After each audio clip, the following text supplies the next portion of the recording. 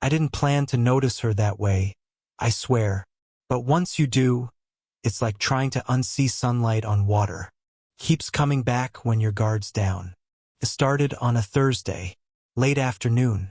I was helping my friend Ethan's mom fix a busted panel heater in her sunroom.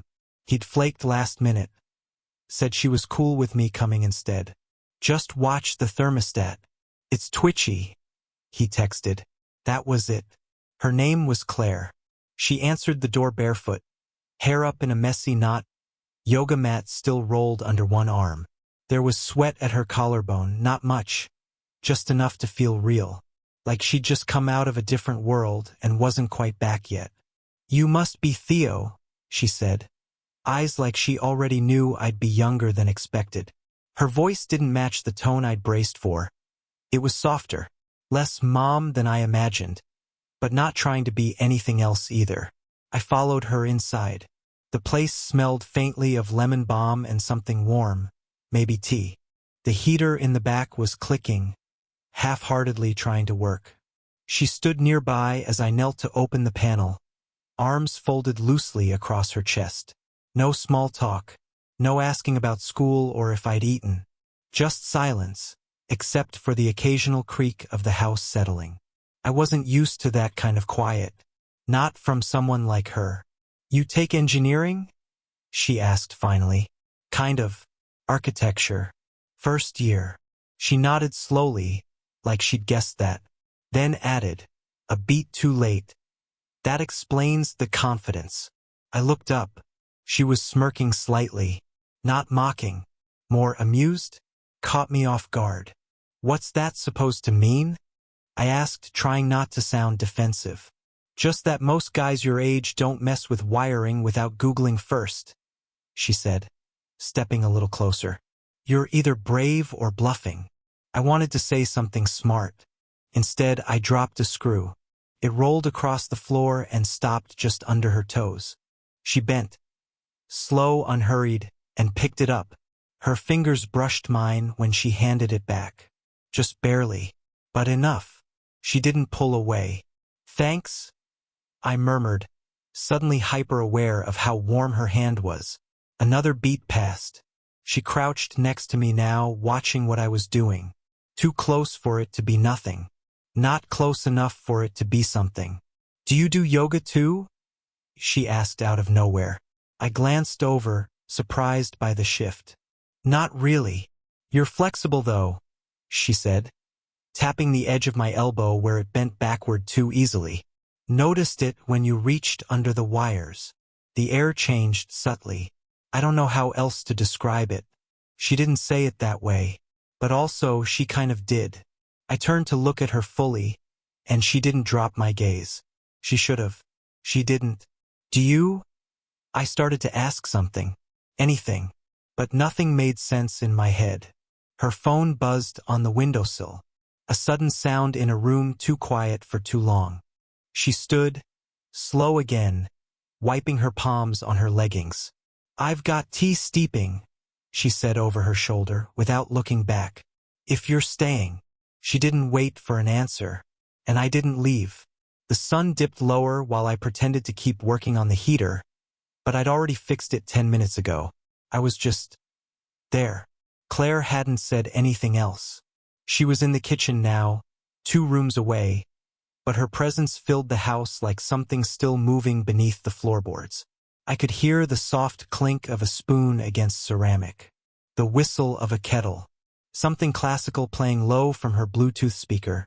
Not quite piano, not quite sad, but close. I kept thinking I should leave, that I had no reason to still be here. But I didn't stand. And I kept thinking about the way she'd said, if you're staying, not if you want tea, or if you're done. No, if you're staying. The room had cooled, but I was too warm. She came back with 2 mugs, pale green, chipped at the lip. Set one on the side table without asking how I liked it. That said something, didn't it? It's peppermint, she said, brushing her hand along her neck like the steam had startled her. I know, kind of cliché. I like peppermint, I said, and it sounded too serious.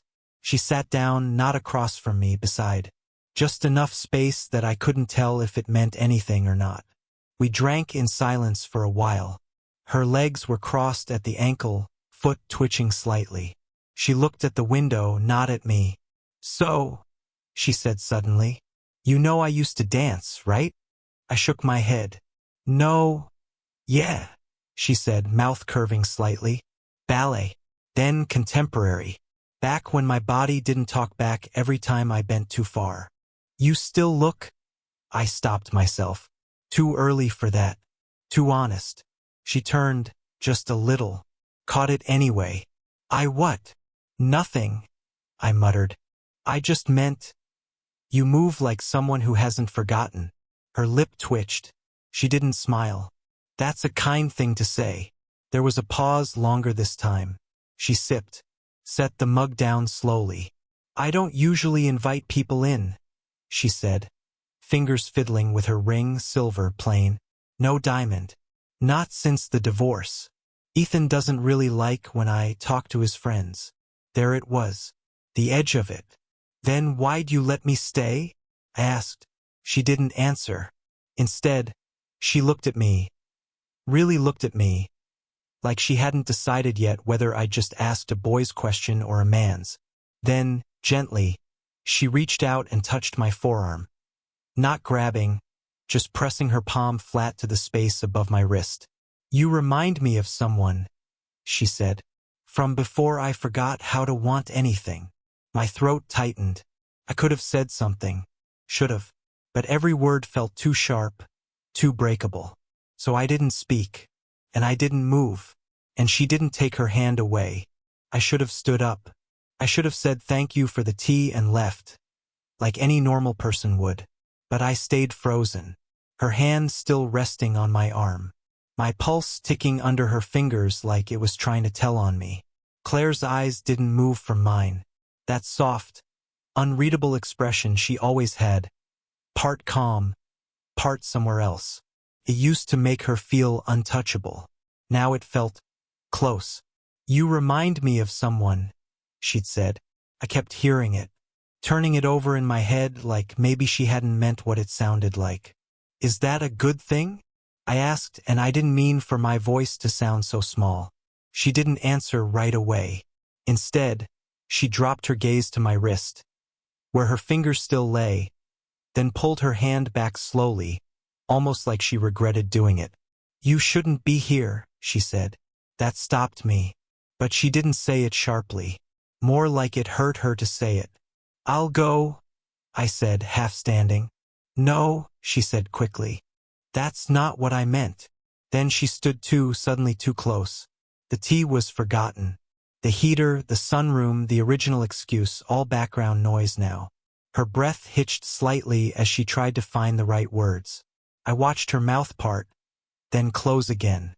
"Claire," I started. But the doorbell cut through the moment like a dropped glass. We both flinched.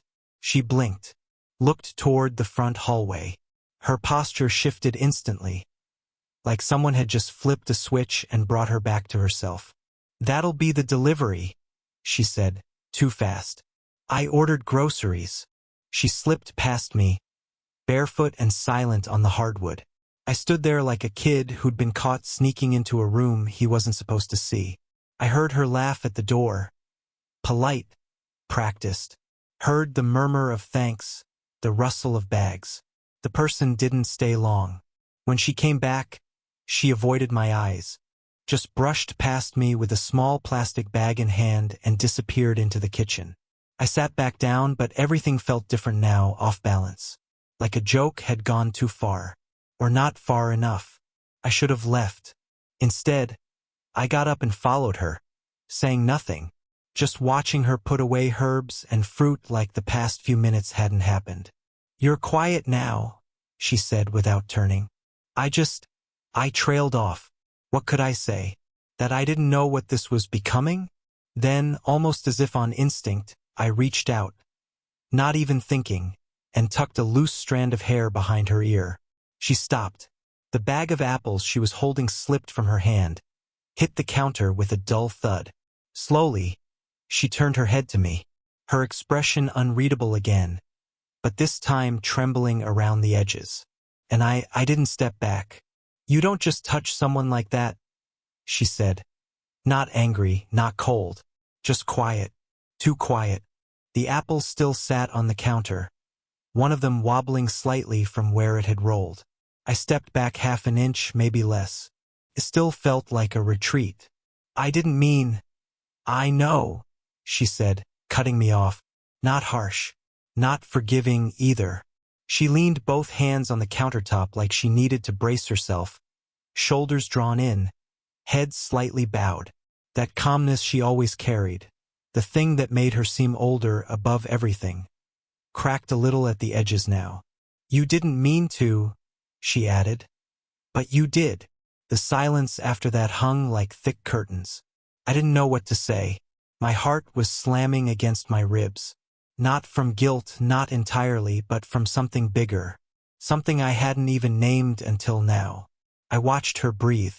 The way her fingers curled into her palms like she was trying to keep them still. "It's not about Ethan," I said finally. "It's not." She turned her head slowly, not all the way. "Then what is it about?" I hesitated.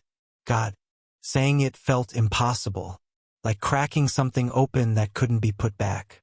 "You make me feel like someone older," I said. "Like I'm not just drifting through everything." Her mouth parted slightly, like that caught her off guard. She didn't look at me. Not yet. But I saw her shoulders lift with a deep breath, then drop. "Do you know how dangerous that is?" she asked, finally meeting my eyes. "To want someone just because they see you differently?" It wasn't cruel. It wasn't meant to wound. But it landed deep. "I don't think that's all it is," I said. "Is it?" Her expression flickered, not surprise. Recognition. She turned fully now, standing just inches away again. She wasn't retreating either. "You're too young," she said. But the words came out like she was trying to convince herself. "I'm not," I replied. "Not here." I tapped my chest lightly, stupidly, as if that explained anything. We stood there, two people with too many reasons not to say what we both knew. The clock on the wall ticked, too loud. She stepped forward again, and this time I didn't move. She looked at my mouth, then my eyes. Her hand hovered, not quite touching my jaw, but close enough that I could feel the heat of it. "If I kissed you," she whispered, "would you think I meant it?" My breath caught, and I couldn't answer. Not because I didn't know, because I did. "If I kissed you," she whispered, "would you think I meant it?" I didn't breathe. Not until the sound of her phone vibrating on the counter shattered everything like a dropped mirror. We both jumped. She stepped back, quick this time, the space between us widening again like a door had just slammed shut. The light from her screen lit up her face, casting her features in cold blue. I watched something change in her expression as she read. Her lips pressed into a line. Then she turned the phone around and showed me the message. It was from Ethan. "Hey, Theo's car's still outside? Everything okay?" I swallowed. Hard.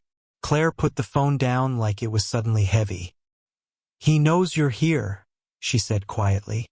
"We didn't do anything," I said, because it felt like the right thing to say. "That's not the point." Then, almost like she couldn't stop herself, she added, "But we almost did." I didn't know what to do with my hands. They felt stupid, too big, too idle, like they didn't belong in this house anymore. "Should I go?" I asked. "You should have already." That stung. But not because it was cruel, because it was true. I started toward the door, but before I reached it, she said, "You know this isn't the first time." I turned. "What?" "You've been looking at me like that since spring," she said, walking slowly toward the window, arms folded tight across her chest. "When I picked you and Ethan up from that concert, you sat in the front seat. You didn't say much, but I saw the way you kept glancing when you thought I wouldn't notice." She turned back to me, softer now. "I noticed. I felt the heat crawl up my neck. I didn't mean to." I didn't say I didn't like it. That stopped me cold. She came a step closer again, but this time she didn't touch me. Just looked at me like I was something too fragile or too dangerous to hold. I told myself I imagined it, that it was just a lonely thought I'd let wander too far. She paused, then said, "But I remembered you." The room felt tighter now, like it had shrunk around us, like nothing outside of it existed anymore. "Remembered me how?" I asked.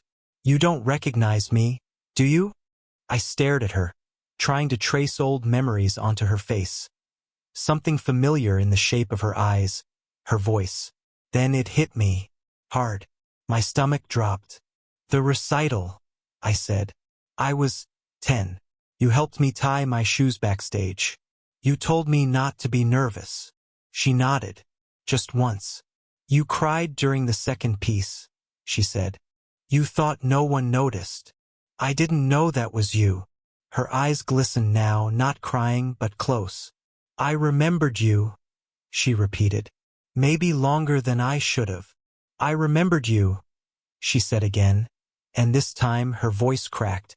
She looked away, jaw tightening like she wished she hadn't said anything at all. I took a step closer, careful, like the floor might give under us if I moved too fast. "I remember you now," I said. "That was the first time I cried in front of anyone who wasn't family. You didn't make it feel bad." She gave a half laugh, half sigh, shook her head. "You were so small," she said. "It feels wrong now, that I saw you that way back then, and now." She stopped herself, bit down on the word like it might spill everything else if she let it go. "Now what?" I asked. Another pause. Too much silence between sentences. Too much between what was said and what was meant. "Now you're not small anymore," she said finally, without looking at me. "But I don't know how to stop seeing you as someone I'm supposed to protect." That stung. But it also made sense. And somehow I didn't want to be protected anymore. Not from her. "You don't have to protect me from this," I said. "I've known what I'm doing. Every time I stayed too long. Every time I watched you instead of whatever you were saying. Every second of it, I meant it." "You think meaning something makes it easier?" she asked. "No. But it makes it real." I took another step forward, close enough to feel the air change again. "Claire," I said, softer now, "you're the first person who's ever made me feel like I wasn't faking it. Like I could just be." She finally looked at me, and I saw it, all of it. The loneliness, the fear, the tenderness she kept buried under quiet smiles and posture and politeness. The woman no one saw unless they stayed too long. "I don't know how this ends," she whispered. "Neither do I," I said. "But I'm not asking for forever. I just don't want to pretend like this didn't happen." She nodded barely, the kind of nod you give yourself when you're about to break your own rules. Then, quietly, she stepped into me, pressed her forehead to mine, just for a second. No kiss, no promises, just the weight of it, the closeness, the yes in all the silence. When she pulled back, her voice shook. "I need time," she said. "I'll wait," I replied. "Just don't ask me to forget." Sometimes, closeness fades without blame. Claire and I didn't touch for weeks after, but we talked. Not always deeply. Sometimes just about books, playlists, the scent of autumn coming through the windows. But under it all was this low current, the kind that hums quietly in the walls even when the lights are off. She told me things no one else knew. About the day her ex left. About the nights she danced alone in the living room just to feel her body again. About how motherhood had aged her before her time, and how sometimes she didn't recognize her own face in the mirror. And I listened, not because I had answers, but because no one had ever let me sit that close to their truth before. What changed? Not everything, but enough. She stopped calling herself too old for new beginnings. I stopped calling my feelings confusion. It wasn't a fairy tale. It wasn't safe. But it was honest. One night in December, As snow started to fall for the first time, she opened the back door and stood barefoot on the porch. I followed, handed her a blanket, and wrapped it around both of us. We didn't say anything for a long time. Then she looked at me and said, "You stayed. You asked me to." I said, "No," she corrected, smiling softly. "I didn't. I only hoped you would." And in that moment I knew we weren't breaking rules anymore. We were writing something else. Something that belonged only to us. We don't label it still. People want neat endings. But real stories don't always give you that. Sometimes they give you a hand reaching for yours across a kitchen table. Sometimes they give you a heart that beats differently because someone finally saw you. And sometimes, if you're lucky, they give you a reason to stay.